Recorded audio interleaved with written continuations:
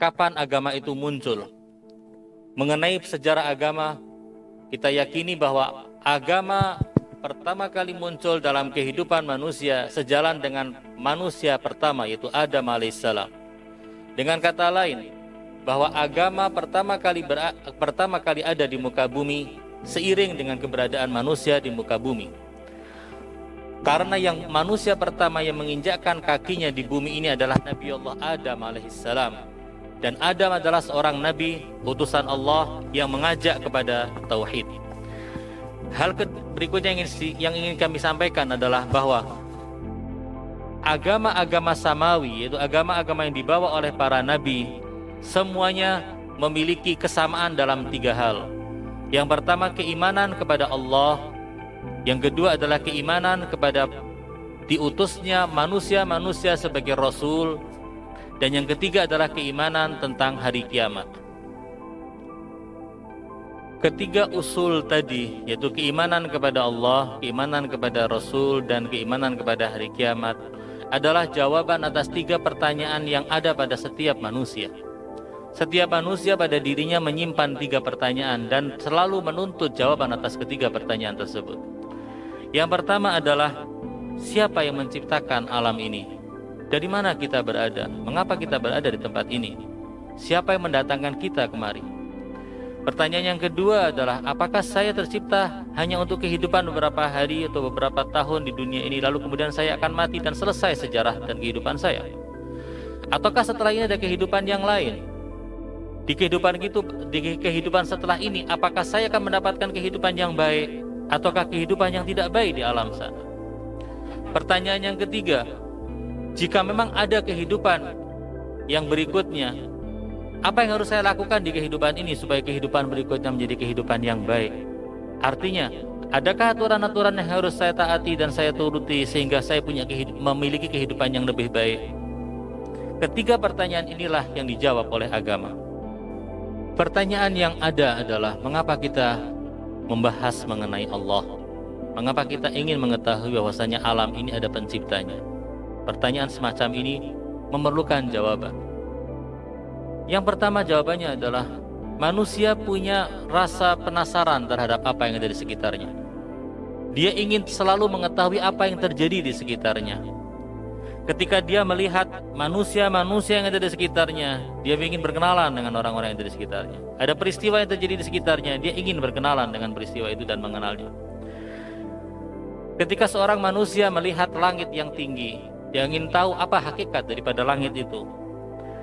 Ketika melihat bintang-bintang yang bertebaran di angkasa, melihat bumi yang dihamparkan, bumi yang sedemikian luas, dengan pemandangan-pemandangannya yang menawan, melihat berbagai macam fenomena-fenomena alam yang menarik, melihat burung-burung yang indah, ikan-ikan berwarna-warni yang tersebar di lautan, muncul pertanyaan pada diri manusia, apakah semua yang saya lihat dan saya saksikan di alam ini tercipta begitu saja?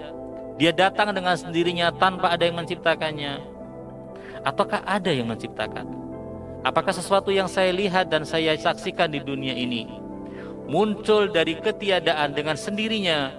Ataukah ada tangan yang sangat mampu, berkuasa, yang membuat dan menciptakannya, lalu menghadirkannya di alam wujud ini?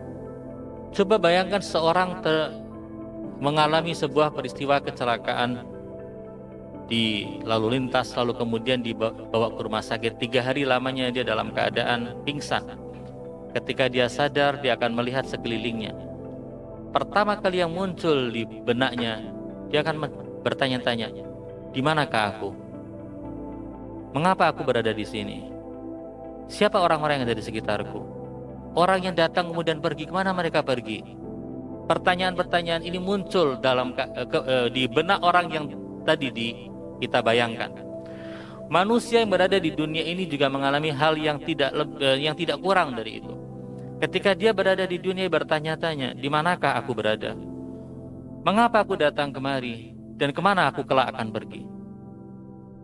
Alangkah bahagianya orang ketika dia bisa mendapatkan jawaban atas ketiga pertanyaan inti itu. Ketika dia bisa mendapatkan jawaban atas pertanyaan dari mana dia datang, untuk apa dia datang, ke depan apa yang harus yang akan terjadi pada dirinya, dan untuk itu apa yang harus dilakukan di dalam kehidupan ini. Jika dia bisa mendapatkan jawaban atas pertanyaan-pertanyaan itu, dia adalah orang yang paling berbahagia. Rasa penasaran dan keingintahuan yang ada pada diri setiap manusia inilah yang menjadi awal jawaban dari pertanyaan mengapa kita mencari dan membahas tentang Allah Subhanahu wa taala. Ketika manusia memiliki pertanyaan-pertanyaan itu, maka manusia yang bijak, orang manusia yang baik, manusia yang berada pada kondisi yang normal, dia tidak akan berhenti sampai dia bisa menemukan jawaban atas pertanyaan-pertanyaan tersebut, sehingga dia bisa mendapatkan jawaban siapakah yang menciptakan dia dan siapakah yang menciptakan alam ini. Kedua adalah atas pertanyaan mengapa manusia membahas tentang Tuhan, adalah karena manusia dalam dirinya dia punya tabiat, dia punya bawaan bahwasanya dia ingin sekali berterima kasih kepada siapapun yang melakukan kebaikan kepadanya. Dia melihat bahwasanya dalam kehidupan dia mendapatkan banyak sekali kenikmatan. Melihat adanya banyak kenikmatan ini, jiwa manusia dan secara fitrahnya terdorong untuk berterima kasih kepada pemberi kenikmatan-kenikmatan ini. Anggap saja kita berada di sebuah jamuan. Kita berada di sebuah tempat yang kita dijamu dengan segala macam jamuan yang menawan, diberi makanan dan segala macam hal yang membuat orang merasa bahwa jamuan ini adalah jamuan yang spesial. Apakah orang tersebut akan diam tanpa mengetahui siapa yang memiliki jamuan ini, siapakah yang memberikan jamuan ini kepadanya? Sehingga dorongan bagi seorang manusia ketika melihat hal semacam ini adalah dia berusaha untuk mencari tahu siapa sebenarnya yang memberikan jamuan ini. Lalu kemudian dia akan mendatanginya, akan mengenalnya, kemudian akan mengucapkan terima kasih kepadanya. Kita berada di alam penciptaan yang kita lihat bahwasanya berbagai macam kenikmatan kita saksikan dalam kehidupan ini. Kita lihat bahwa kita memiliki mata yang bisa melihat segala keindahan, telinga yang bisa mendengarkan hal-hal yang indah, tangan yang bisa bergerak dan melakukan segala hal, akal dan kecerdasan yang kita miliki, matahari, bulan, langit, ikan-ikan yang bertebaran di lautan, dan semua kenikmatan yang ada di bumi ini. Kita memiliki dan mendapatkan kenikmatan-kenikmatan tersebut.